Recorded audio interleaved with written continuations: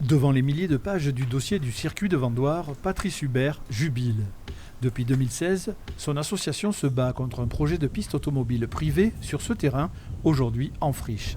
Les 400 opposants réunis en collectif avaient attaqué les communes de Vendoire, Champagne-et-Fontaine et Nanteuil qui voulaient modifier leur plan local d'urbanisme pour aider à installer le circuit. La Cour d'appel de Bordeaux a rejeté ces dispositions et retoqué le projet. Ça fait quand même 4 procès engagés, 2 au tribunal administratif, 2 auprès de la Cour d'appel, 4 défaites. Je pense qu'au bout d'un moment, il faut que les élus se posent la question de dire bon, est-ce qu'il n'est pas temps de passer à autre chose ?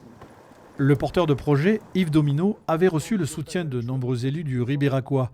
La communauté de communes avait cru au développement économique du circuit promis par cet entrepreneur.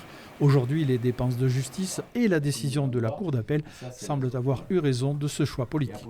La collectivité a fait ce qu'elle pouvait jusqu'à aujourd'hui pour amener ce projet à aboutir. Pour aller plus loin, ce serait le Conseil d'État et je nous vois mal partir vers là. Soutenus par la CEPANSO, les opposants sont fiers d'avoir été entendus sur les points essentiels de leur argumentaire.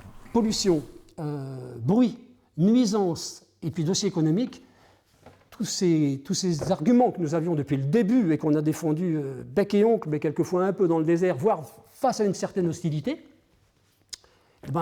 validés par la Cour d'appel, pour nous et pour moi, c'est vraiment très très très très important. Jugé incompatible sur ce territoire, le circuit automobile de Vendoire ne se fera pas.